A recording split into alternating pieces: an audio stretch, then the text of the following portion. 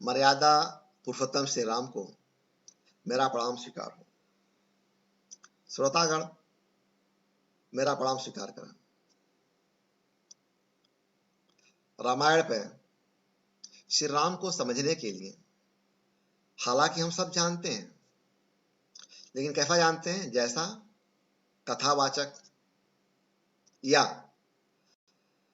तथाकथित प्रबुद्ध लोग बताते हैं वैसा।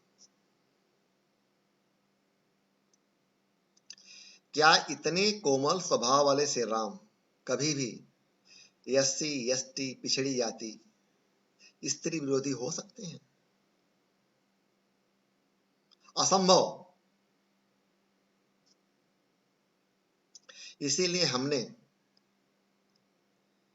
रामायण के साथ साथ बाकी रामायण राम कथाएं जो लिखी गई हैं उसको भी समझने का प्रयास किया, उसका अध्ययन किया।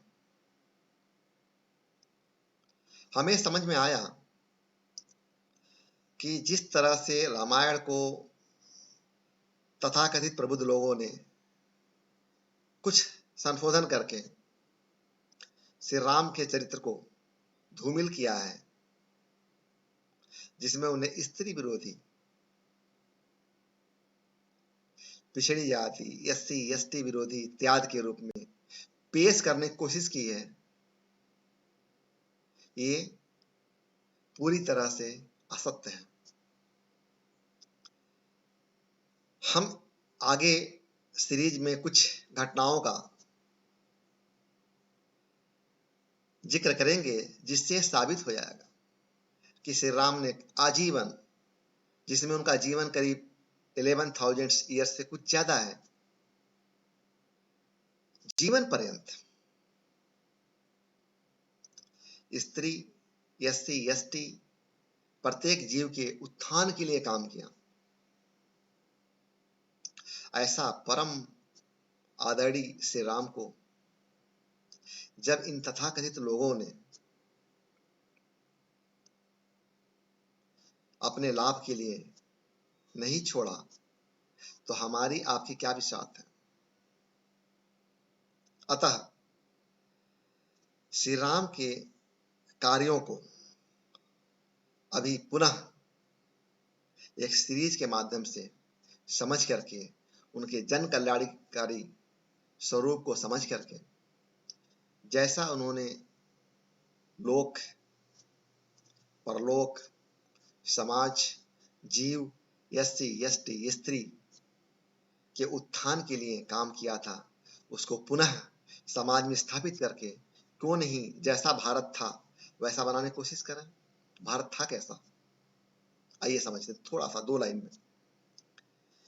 भारत का विश्व के जीडीपी में श्री राम के कार्यों के द्वारा ही ऐसा उत्थान किया गया कि उस समय से लेकर के आज से 300 वर्ष पूर्व तक 25% से ऊपर का योगदान हमेशा रहा है। ऐसा क्या हुआ? क्योंकि उन्होंने किसी में कोई भेदभाव नहीं किया और सबको समाज के लिए, अति उत्तम कार्य के लिए प्रेरित किया। और उस समय से लेकर के जब अंग्रेज आए, जिन्होंने फूट डालो राज करो, धर्म के नाम पे, जाति के नाम पे, पिछड़ी जाति, क्षेत्र के नाम पे, इत्यादि के नाम पे समाज को बांटा और जीडीपी जो 1720 तक, मतलब 300 वर्ष पूर्व तक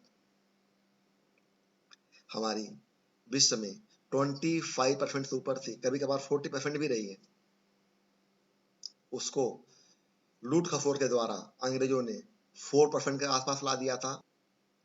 और हम हमेशा उसी रेंज में रेंग रहे हैं। क्यों? जानते हैं? आप जानते हैं, क्योंकि अंग्रेज तो गए, कुछ नहीं बदला। आईपीसी, कानून और शासन करने वाले लोग, उनके खर्चे रईसों जैसे वैसे ही रहे। अगर ये जन सेवक हैं तो क्यों नहीं इनके खर्चे हमारे समान होना चाहिए? जो आम आदमी है, दिन भर का गुजारा कुछ रुपए में करता है, इन्हें लाखों रुपए को मिलना चाहिए भत्ते इत्यादि के रूप में। पैसा आता कहाँ से? वो सारा पैसा आपका टैक्स का पैसा है, जिसका पूरी तरह से कैसे खर्च किया जाए श्री राम ने उसकी भी चर्चा की। आइए इस सीरीज में समझते हैं कि किस प्रकार से श्री राम ने राज्य, उनके कार्यों का, जनता के हित में क्या होना चाहिए, उसकी पूरी चर्चा संवाद के माध्यम से रामायण में किया है। शुरुआत हम शम्स मिनाई साहब की एक रचना, जिसमें उन्होंने रामायण का अध्ययन करने के बाद कुछ शब्दों में पिरोया है, उससे करेंगे। शम्स मिनाई साहब लिखते हैं, मैं राम पर लिखूं मेरी हिम्मत नहीं है कुछ, तुलसी ने वाल्मीकि ने छोड़ा नहीं है कुछ, फिर ऐसा कोई खास कलमवर नहीं हूं मैं, लेकिन वतन की खाक से बाहर नहीं हूं। कोई पयामे हक हो वो सब है मेरे लिए, कोई पयामे हक हो वो सब है मेरे लिए, दुनिया की हर बुलंद अदब है मेरे लिए, वो राम जिसका नाम है जादू लिए हुए, वो राम जिसका नाम है जादू लिए हुए, लीला है जिसकी ओम की खुशबू लिए हुए, अवतार बनकर आई थी, अवतार बनकर आई थी गैरत सबाब की, अवतार बनकर आई थी गैरत सबाब की, भारत में सबसे पहली किरण इनकलाब की, भारत में सबसे पहली किरण इनकलाब की, मैं राम पर लिखूं मेरी हिम्मत नहीं है कुछ, तुलसी ने वाल्मीकि ने छोड़ा नहीं है कुछ, हर गांव जिसका सच का फरेरा ही बन गया, हर गांव जिसका सच का फरेरा ही बन गया, वनवास जिंदगी का सवेरा ही बन गया, वनवास जिंदगी का सवेरा ही बन गया, एक तर्ज एक एक बात है, एक तर्ज एक एक बात है हर खासो आम से, एक तर्ज एक एक बात है हर खासो आम से, मिलते हैं कैसे कैसे सबक हमको राम से, मिलते हैं कैसे कैसे सबक हमको राम से, ऊंचा उठे, ऊंचा उठे तो फर्क ना लाए शऊर में, ऊंचा उठे तो फर्क ना लाए शऊर में, कोई बढ़े न हद से ज्यादा गरूर में, कोई बढ़े न हद से ज्यादा गरूर में। क्या लिखते हैं समझ में नहीं साहब, जंगल में भी खिला तो रहा फूल की महक, जंगल में भी खिला तो रही फूल की महक, गुदरी में रह के लाल की जाती नहीं चमक, गुदरी में रह के लाल की जाती नहीं चमक, दिल से कभी ये प्यार निकाला न जाएगा, दिल से कभी ये प्यार निकाला न जाएगा, माँ बाप का ख्याल भी टाला न जाएगा, माँ बाप का ख्याल भी टाला न जाएगा, बेटा वही जो माँ बाप की फरमान मान ले, बेटा वही जो माँ बाप की फरमान मान ले, शौहर वही जो लाज पे मरने की ठान ले, और बाप वो, और बाप वो जो बेटों को लौकुश बना सके, उनको जगत में जीने के हर गुण सिखा सके, भाई जो चाहे भाई को तलवार की तरह, भाई जो चाहे भाई को तलवार की तरह, जनरल जो रखे फौज को परिवार की तरह, जनरल जो रखे फौज को परिवार की तरह, राजा वही गरीब से इंसाफ कर सके, राजा वही गरीब से इंसाफ कर सके, दलदल से जाति पात से, दलदल से जाति पात से हरदम उबर सके, जो बड़ भेद भाव के चक्कर को तोड़ दे, जो बड़ भेद भाव के चक्कर को तोड़ दे, सबरी की बेर खाके जमाने को मोड़ दे, वो थे श्री राम।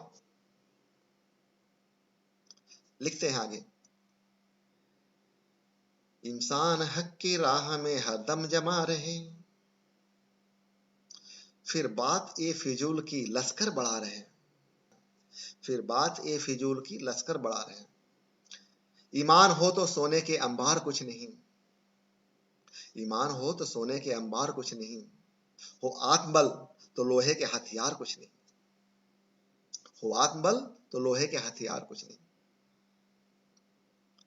रावण की मैंने माना कि हस्ती नहीं रही, रावण का कारोबार है फैला हुआ अभी, छाया हर एक सीम अंधेरा घना हुआ, हिंदुस्तान आज है लंका बना हुआ।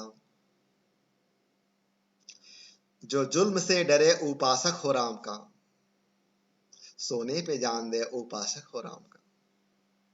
वो राम जिसने जुल्म की बुनियाद ढाई थी, वो राम जिसने जुल्म की बुनियाद ढाई थी, जिसके भगत ने सोने की लंका जलाई थी, जिसके भगत ने सोने की लंका जलाई थी।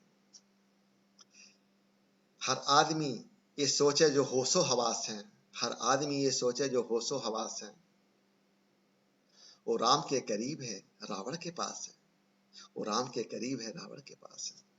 लोगों को आजकल जो मोहब्बत है राम से, लोगों को आजकल जो मोहब्बत है राम से, पूजा नहीं अमल की जरूरत है आजकल, पूजा नहीं अमल की जरूरत है आजकल। ऐसा कुछ लोग कहते हैं आपको कि वो तो कभी इसकी हत्या कर दिए, कभी ये कर दिए, कभी स्त्री को भगा दिए, कुछ नहीं किया ऐसा उन्होंने। ये सब बाद में संशोधित रामायण की देन है, जिसको तथाकथित प्रबुद्ध लोगों ने अपने निजी स्वार्थ के लिए उसमें संशोधन करके राम को ऐसा दिखाया है। आप मत देखिए ऐसा, आप ऐसा ही देखिए जैसा वो थे, और जिस प्रकार से उन्होंने काम करके समाज का इतना उत्थान किया कि समाज ने, इस राज्य ने, इस राष्ट्र ने, भले छोटे छोटे राज्य रहे हों, पूरा भारत मिला करके विश्व के जीडीपी में 25% से ऊपर का योगदान रामायण काल से अभी तक देता आया था। परंतु अंग्रेजों ने ऐसा तोड़ा हमें कि हम कभी जुड़ नहीं पाए।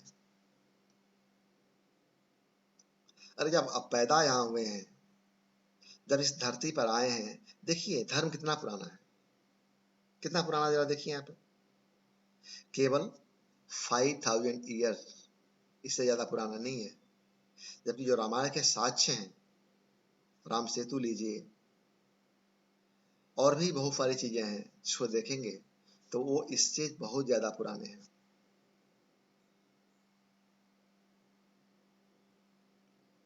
मतलब इसका मतलब ये हुआ कि उस काल में, उस समय से लेकर ये 4005 ईयर वर्ष पूर्व तक धर्म नहीं, लोग इंसानियत, इंसान, समाज, अपने कार्य को महत्व देते थे। धर्म तो बांटने काम कर रहा है। और दूसरी बात, जब आप यहाँ पर हैं भारत के धरती पर, तो किस प्रकार से आपका धर्म अलग हो सकता है? वही धर्म है जो भारत का धर्म है, जो धर्म इंसानियत का है। आइए राम को समझते हैं इस सीरीज में, और उनके द्वारा सामाजिक कल्याण, एससी एसटी पिछड़े वर्ग, हर जीव के कल्याण के लिए प्रेरित किए गए कामों को फिर से शुरू करके भारत का विश्व में जीडीपी का योगदान, अर्थ महत्वपूर्ण है, समझिए इस चीज को। अर्थ के अलावा बाकी चीजें महत्वपूर्ण हो सकती हैं, परंतु अर्थ के बिना विश्व में कोई पहचानेगा नहीं आपको। आप कहते रहिए हम विश्व गुरु बन जाएंगे, नहीं बन पाएंगे। आज देखिए चाइना आपके आसपास ही रहता था, किस प्रकार से विकास कर रहा है। उसका जीडीपी भारत से ज्यादा नहीं थी, कैसे विकास कर रहा है, और किस प्रकार से विश्व के सारे लोग, सारे देश उधर देख रहे हैं, और सबको मदद भी कर रहा हो, भले उसमें उसका निजी स्वार्थ हो। तो इससे अलग अलग हट करके जो अलग थलग हम पड़ गए हैं, एक होकर के क्यों नहीं भारत को उसका खोया हुआ सम्मान पुनः वापस करें।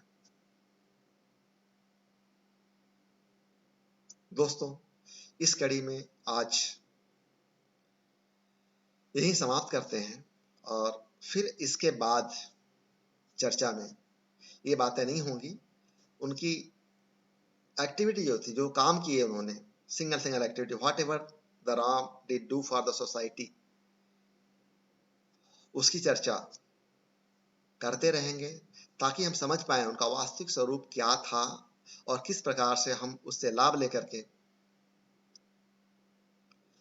जन कल्याण, समाज कल्याण, भारत का विकास जो बहुत पीछे चला गया है, करके पुनः भारत का उत्थान करके इसकी सामाजिक प्रतिष्ठा जो खोई हुई है प्राप्त कर सकते हैं।